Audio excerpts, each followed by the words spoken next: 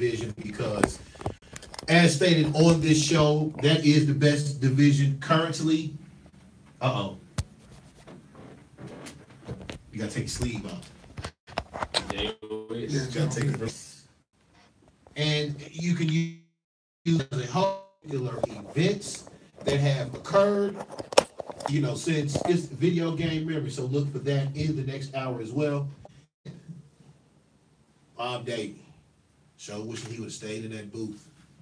Booth is good, man. The booth, I'm telling you, the booth is good. I mean, we had asked a question about your boy Brian Billick.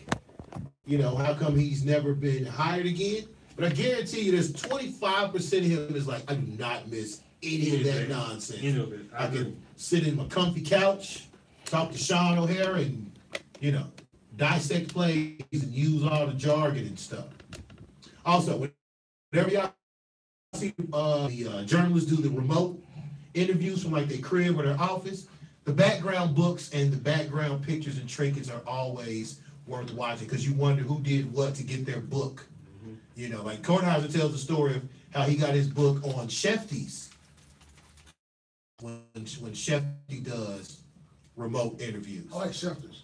Yeah, he's got a nice setup. Yeah. But your boy Billick, he has a picture of him raising the trophy. He's got like one of football book he wrote, look like some football book homies. He's got a nice Barker lounger.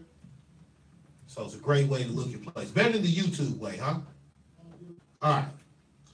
Let's talk some NBA. We will get thoughts of the All-Star Weekend for those that watched. Of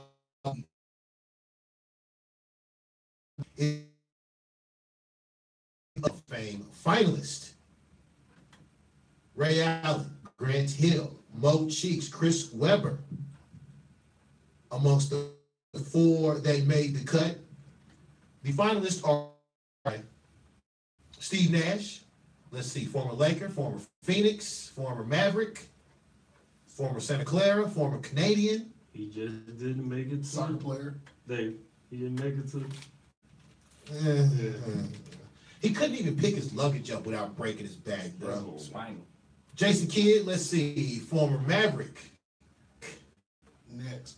Former New Jersey Nets, former Phoenix Sun as well. I think he was moved to bring in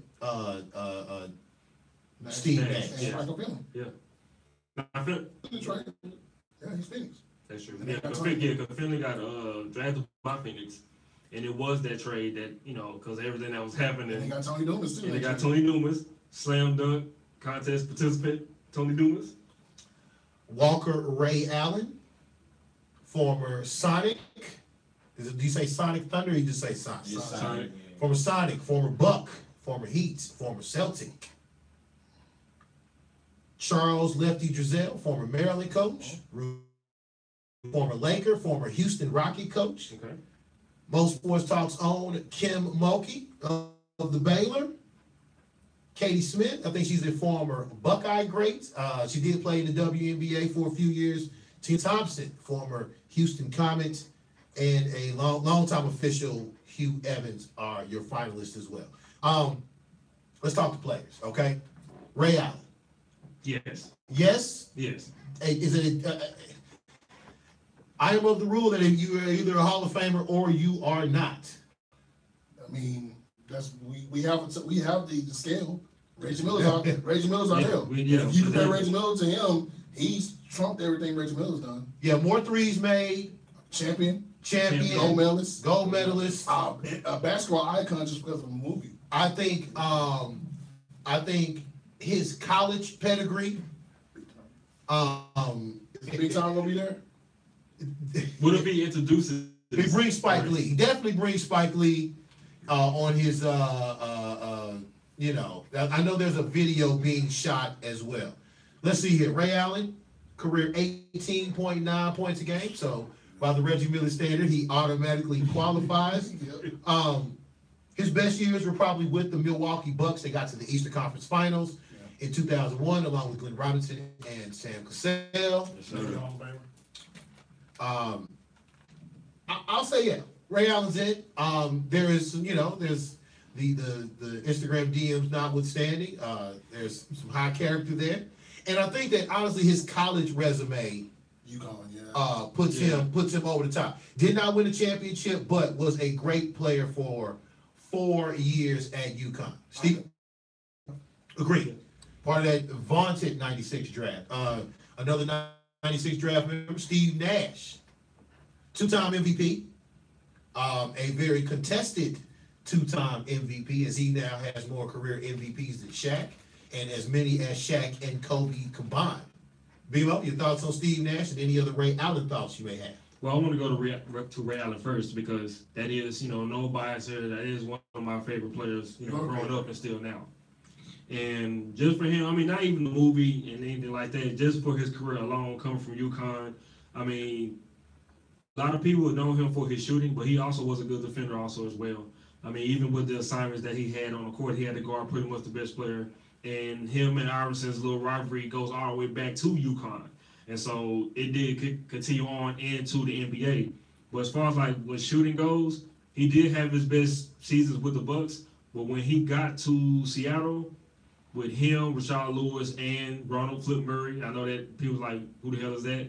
But it was a time where he was averaging like 20 points a game, like constant. But more damage with his shooting, but also with his defense as well. He was driving to the basket more with Milwaukee than anything. Here's Ray Allen from 1999 to 2006-7. 22, 22, 21-8, 22, 21-3, 24-5, 23, 23-9, 25, and 26-4.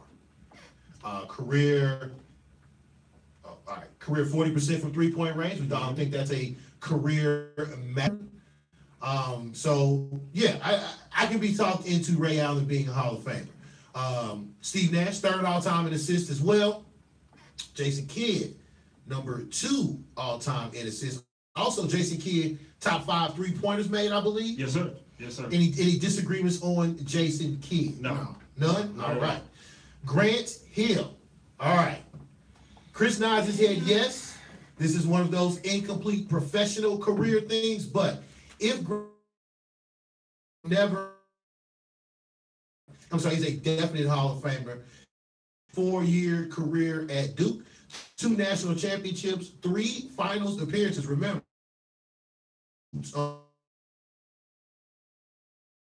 Scotty Thurman last second shot. I think it was him, and was like his uncle there. Was Billy McCaffrey still there? I wonder. But yeah, it was him and some dudes that drugged that team to the '94 finals.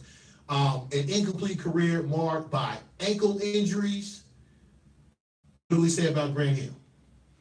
I definitely have him, man. Because I mean, he probably would have been one of the 10 greatest players ever if you go off of what you expected. Like when he first came to the league, I mean, he made a mark for himself. I remember, Dom and I were playing like a 2K game, and just when you play with those older teams, those legends, they're slower. But Grant Hill was just like, he was like LeBron, like literally. Like everything he did was fast, quick. I mean, he gave Jordan fits. I mean, they were saying he's the next thing. So he had a nice NBA career for a guy who overcame those injuries. Technology wasn't there yet.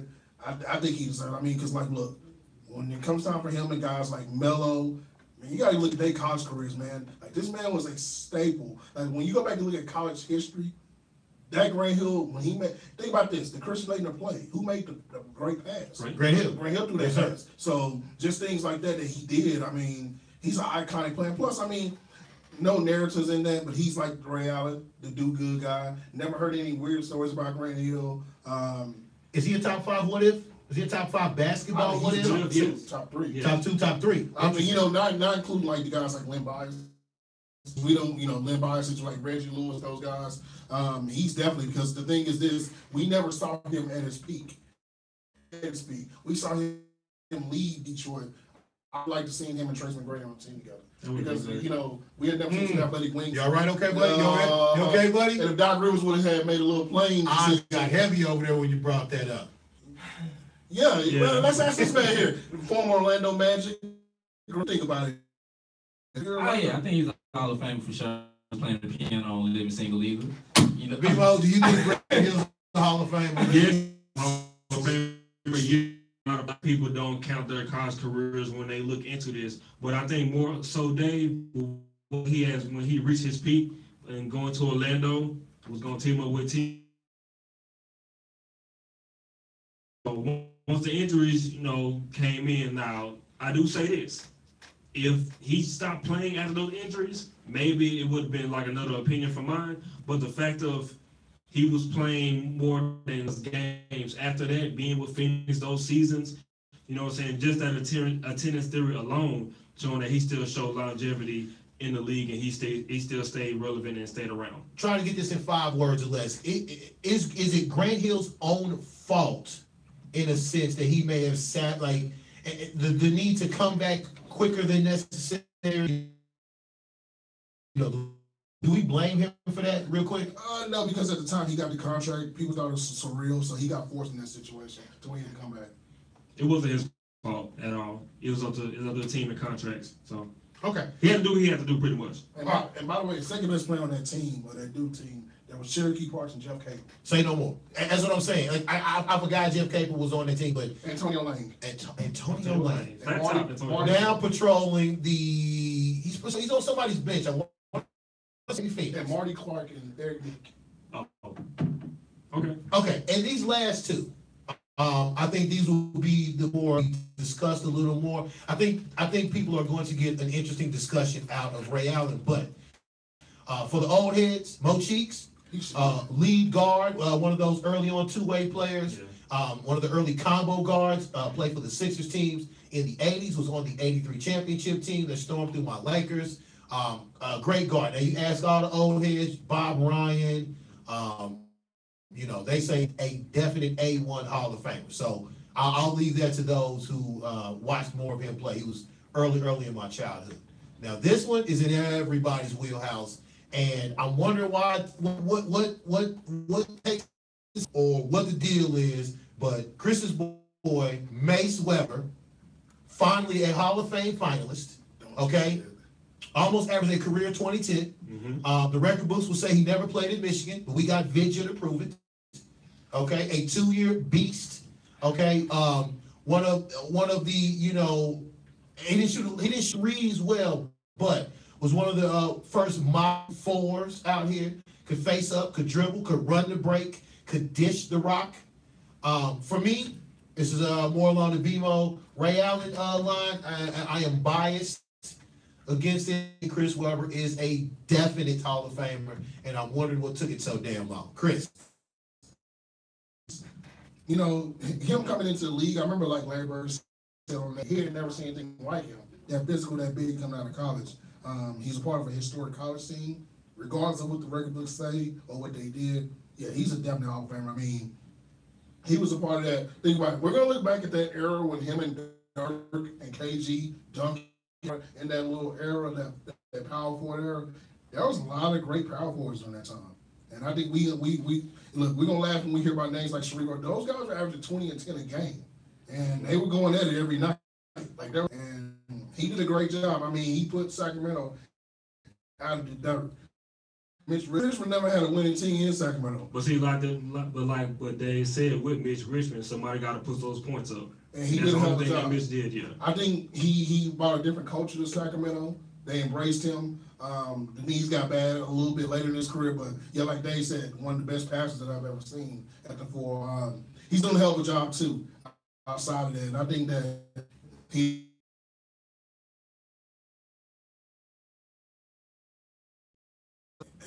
a understands back when he, but yeah, I don't know why it takes so long for him, but like he should have been there. I mean, like, look. No. Okay. No flag. I'm gonna say It's got to be like a spare, dog. Like if Jack Haley was still alive. You know what I'm saying? You want to hang on Bill Russell? No, bro. I get it because you no,